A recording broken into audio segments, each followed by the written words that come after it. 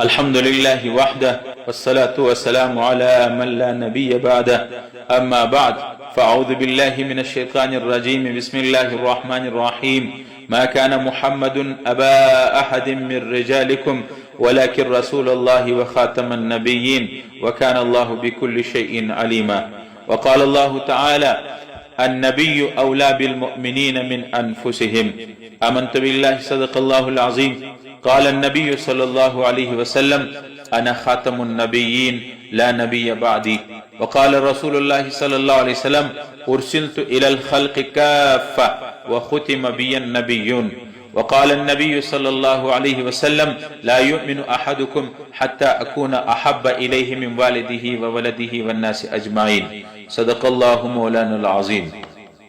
زما محترم مسلمانان ورونو تاسو ته معلومه ده چې زموږ د مسلمان دا عقیده ده چې او د قرآن کریم دا عقیده او موږ ته الله را ښوولې ده د الله نبی چې محمد صلی الله علیه وسلم محمد رسول الله صلی الله علیه وسلم د الله آخري پیغمبر دی. دا زموږ ایمان دی، دا زموږ یقین دی، دا زموږ کلمه ده چې د الله نبی محمد رسول الله آخري پیغمبر دی. د پیغمبر علیه الصلاة والسلام وروسته دنیا ته بل پیغمبر بل نبی نشي راتللی. قرآن کې الله تعالی فرمای ما کان محمد ابا احد من رجالکم، محمد رسول الله په تاسو کې د یو چا پلار نه دی ولکن رسول الله و خاتم النبیین، دا د الله پیغمبر دی او خاتم النبیین آخري پیغمبر دی. یو آیات کې الله تعالی فرمای النبی اولا بالمؤمنین من انفسهم، پیغمبر د مسلمانانو د پاره در خپل ځان تر خپل اولاد در ټولو به پیغمبر ورتی. او رسول الله صلی الله علیه وسلم فرمای انا خاتم النبیین لا نبی بعدی، زه آخري پیغمبر یم، زما بعد دنیا ته بیا بل نبی نه راځي. او تاسو ته معلومه ده چې اوس یو بدبخته فرقه د یو څو زمانې څخه پیدا سوې ده، هغه دا دعوه لري چې د هندوستان یو سړی چې د هغه نوم غلام احمد قادیانی دی، د قادیان اوسېدونکي، هغه دعوه د نبوت کړې ده. هغه وایي ما ته وحی راځي، زه د خدای پیغمبر یم، بلکې زه د دې زمانې آخري پیغمبر یم. محمد رسول الله الله عربو ته استولی، زه عرب او عجم ټولو ته د الله رسول او نبی استولی یم. د انډیا یو سړی دی د قادیان اوسېدونکي غلام احمد قادیانی، هغه دا دعوه وکړله چې زه د الله رسول یم، زه د الله نبی یم، زه آخري نبی یم، زه خاتم النبیین هغه زه یم. په قرآن کې چې د الله ذکر کړی دی هغه زه یم. د بدبخته د نبوت دعوه کړې ده او د دین بدبخته عقیده دا ده چې الله رب العالمین په ما باندې قرآن نازل کړی دی او باقاعده د دې خپل قرآن او تفسیر ته تفسیر صغیر په نامه باندې د خپل قرآن دی او دغه تفسیر دی. د زموږ موجوده قرآن د دې په آیاتو کې هغه تبدیلی کړې ده، په هغه آیاتونه چینج کړي دي، بدل کړي دي. د زموږ د قرآن احکام بدل کړي دي، چینج کړي دي. زموږ په قرآن کې د آیات الله رب العالمین وایي ما کان محمد ابا احد، د محمد پر ځای باندې غلام احمد د قادیان د انډیا هغه ورچولی دی چې د دې څه مراد قادیانی دی، غلام احمد قادیانی ملعون. او هغه کې قرآن کې الله تعالی فرمایي ولکن رسول الله وخاتم النبیین، محمد رسول الله د الله رسول دی او خاتم النبیین دی. د آیات د غلام احمد قادیانی په باره کې راغلی دي. او الله رب العالمین قرآن کې وایي النبی اولا بالمؤمنین من انفسهم، نبی به د مؤمنانو در خپل ځان ورتیری. وایي دا آیات هم د غلام احمد قادیانی په باره کې راغلی دي. افسوس چې پیغمبر علیه السلام فرمایي انا خاتم النبیین لا نبی بعدی، چې زه آخري پیغمبر یم، زما بعد بل نبی نه راځي. د بدبخته سړي د نبوت دعوه کړې ده او دنیا کې نن د دې ډېر فالورز دي، د دې ډېر خلک دي چې هغه د خپل پیغمبر بولي، باطل عقیده او نظریه ساتي. باقاعده قرآن چاپ کړی دي، په هغه قرآن کې د جهاد آیتونه حذف کړي دي، ختم کړي دي، خپل د طرف احکام رچولي دي. د روزې، د زکات، د پردې ډېر احکام د شریعت هغه بدل کړي دي، خپل قرآن چاپ کړي دي، خپل احادیث هغه د خبرو ته د غلام احمد قادیانی ته دوی احادیث وای، لکه موږ چې د رسول الله د خولې مبارکې کومې خبرې وتلې وي هغه ته موږ د احادیثو درجه ورکوو. موږ د قرآن د بعد د قرآن د آیتو وروسته د رسول الله احادیث ډېر د قدر او د احترام وړ دي. دوی وایي چې د غلام احمد قادیانی چې کومې خبرې کړي دي هغه د احادیث ارزښت لري. او موږ د پیغمبر علیه السلام صحابه خلفای راشدین حضرت ابوبکر، حضرت عمر، حضرت عثمان، حضرت علی رضی الله عنهم دا د رسول الله صلی الله علیه وسلم د اسلام خلیفګان او صحابه کرام بولو، دا قابل قدر شخصیات بولو. دوی وایي چې غلام احمد قادیانی اول خلیفه دا د ابوبکر صدیق غوندې مرتبه لري، دا د دې امت ابوبکر صدیق دی. او دا دویم خلیفه هغه د غلام احمد قادیانی د حضرت عمر رضی الله عنه هغه په ځای باندې لکه هغه چې څومره مقام درلودي هغه لري. د غلام احمد دریم خلیفه چې هغه ډېر مالدار و، بزنسمین یو تاجر و، په دوی په دې قادیانیانو باندې پیسې مصرف کولې او هغه ته د حضرت عثمان غني نتیجه هغه مقام ورکړی دی. دا زموږ د غلام احمد قادیانی د احمدیانو حضرت عثمان غوندې سړی دی، دا د هغه مقام و مرتبه لري. په دوی کې یو بدماش و، په دوی کې یو مباحث، یو لیکچرار و، یو جدید تعلیم یافته و هغه ته د حضرت علی رضی الله عنه مقام ورکړی دی. خپل منونکو ته د صحابه کرامو وایي کوم چا چې د غلام احمد قادیانی په ژوند کې لیدلی دی هغه داسې دی لکه صحابه کرام د صحابه کرامو مرتبه او مقام ورکړي. افسوس دا بدبخت نن په پاکستان کې هم زیات دی. افسوس چې موږ پاکستان حکومت زموږ سیک عسکري او سیول ادارې دومره بې حس سول چې د IMF سره د قرضې په بدله کې IMF چې کومه قرضه ورکوي په هغو کې 2 شرط دا ورته ایښي دي چې یو به دیني مدارس به ختموي، دینی مدارس زموږ عسکري ادارو ته پیسې هغه وخت درکوم چې د دینی مدارس به ختموي، په دې باندې به اسلحې استعمالوي، په د دې علما به قتل کوي، د دې مدارس به سیل کوي، مدارس به ختموي. او دویم دا چې احمدي قادیانیانو ته به کلي ازادي ورکوي، دا قانون به ختموي چې قادیانی چې دی هغه مسلمان نه دی. قادیانی په پاکستان کې خپل هغه مذهبي سرګرمي نشي کولی. قانون دا دی چې قادیانی خپل د مذهب پرچار نشي کولی. زموږ آئین کې دا لیکلي دي چې قادیانی د اسلام وتلی ګستاخ دی، دا د خپل مذهب پرچار نشي کولی، مسجد نشي جوړولی، خپل د مسلک او خپل مذهب هغه مذهب څه دی د خپل نظریه غلطي او باطلي او دروغ عقیدې ترویج او هغه نشي اشاعت نشي کولی. افسوس چې زموږ حکومت زموږ چیف جسټس هغه زه وایم چې دا اوس چیف جسټس ور دې ته ویلی سي په دې منصب پاتې کېدی سي که یا اول خود زه وایم چې دا چیف جسټس چې د دې خلکو په باره کې فیصله ورکړې ده او د دوی ته ازادي ورکړې ده دا د دې قابل دی چې سړی ورته چیف جسټس ووایي. د آئین خلاف چې څوک فیصله ورکړي هغه فیصله د آئین خلاف قطعا د منلو وړ نه ده. د پاکستان د آئین خلاف فیصله ده. دویم د قرآن د آئین خلاف فیصله ده. د قرآن آیات نبی الله رب العالمین فرمای محمد رسول الله آخری پیغمبر دی، د پیغمبر علیه السلام بعد د بعد بل نبی نه راځي. زاریان یم چې زموږ حکومت زموږ چیف جسټس هغه یوار خود دا فیصله ولی ورکی زموږ حکومت قادیانیانو ته ازادي ولی ورکی.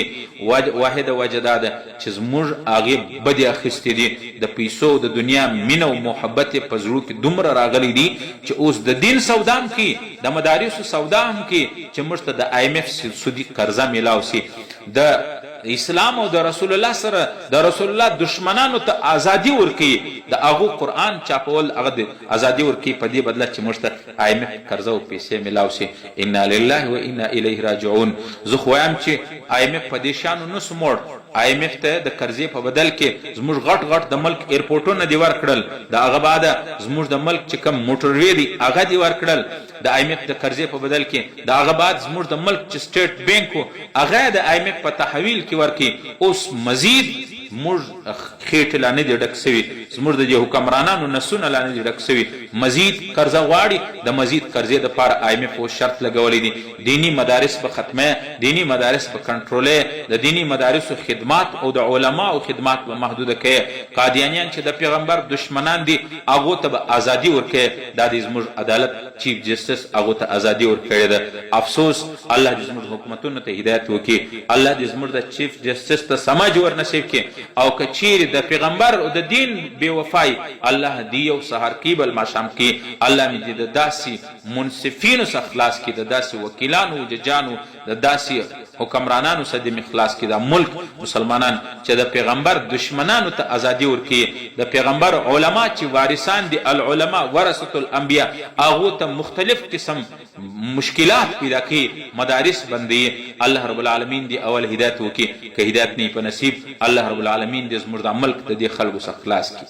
زه خو وایم چې دا کم وکیل او کم جج چیف جسټس د قادیانیانو ته ازادي ورکړې ده، دا د لږ خپل ایمان هم د اسلام په رڼا او په شیشه کې وګوري چې زما مزید ایمان پاته دی که یا علما دې د دې باره کې وایي چې د دې چې څوک قادیانیانو ته د رسول الله دشمنانو ته ازادي ورکوي، د ایمان د اسلام په رڼا کې د دې ایمان څه کیفیت دی.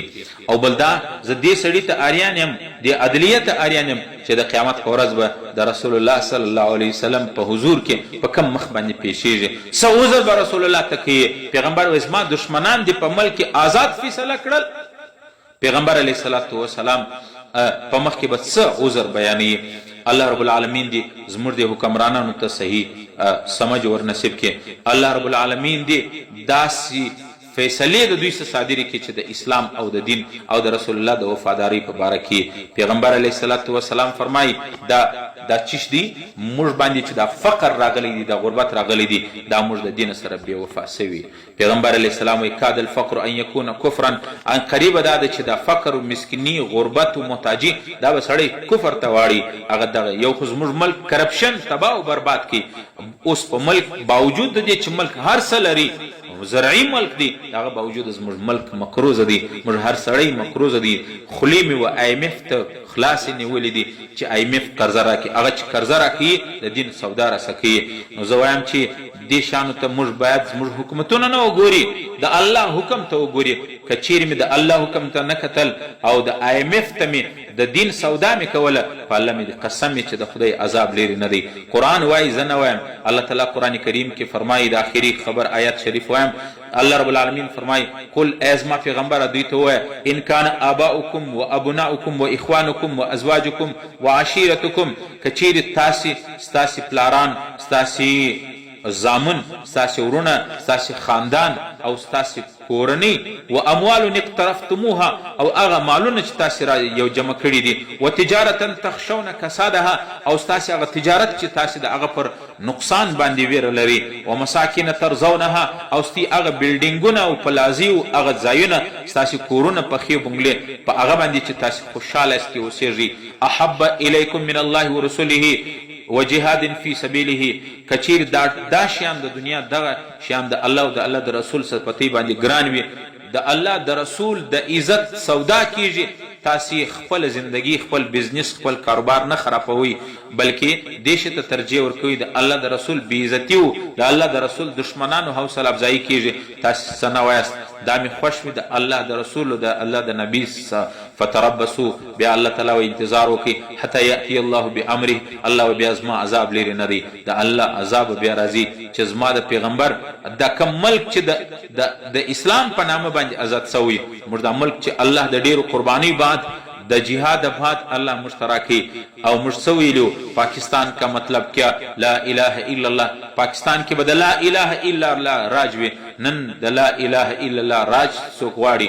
نن چې کم د لا الہ الا الله اوازونه د لا الہ الا الله تعلیم په کومو مدارسو کې کوم علما ورکي، نن هغه علما در په در کېږي، په هغو باندې د اغیارو د IMF او د امریکې او د کفارو په کهنه باندې په هغو باندې مختلف حربي استعمالیږي، د مدارسو د قال الله او قال رسول د پاره مشکلات جوړیږي. نن د ملک دا حال دی. فتربصوا، الله تعالی بیانو انتظار وکړي حتی یأتی الله بامره، چې الله رب العالمین خپل عذاب درته راولي.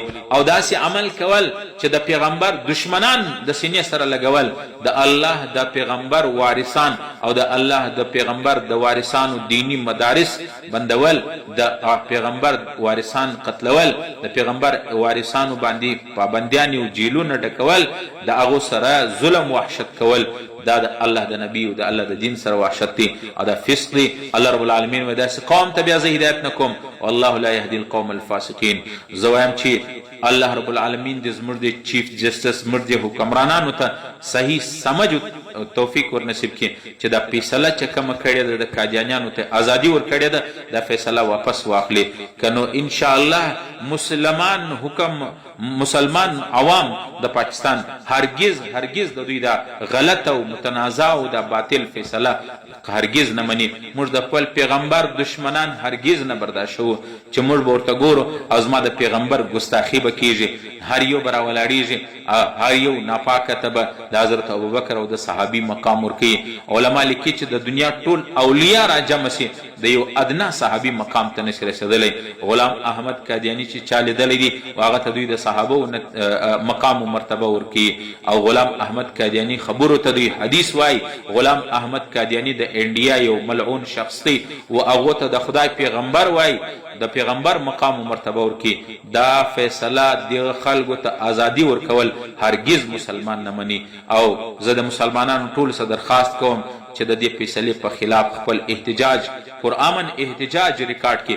کم خلک چې احتجاج کوي د هغو سره خپل کومک او تعاون وکړي، په جمعې کې او په هر لمانځه کې دعا وکړي چې الله رب العالمین دا کومه فیصله چې د قادیانیانو د ازادۍ سوې ده دا فیصله واپس واخلي. که دا فیصله واپس نه واخلي نو دا ملک به د الله د عذاب سره مخامخ کیږي. الله رب العالمین دې د علماو، دینی مدارسو او د دین د الله د نبی د تحفظ او د ناموس د آئین حفاظت وفرمایي. الله رب العالمین دې د ختم نبوت په صدقه دغه متنازع و باطل فیصله واپس اورد کې. الله رب العالمین دې د میدان محشرم د محمد رسول الله سره حشر وکي. واخر دعوانا ان الحمد لله رب العالمین.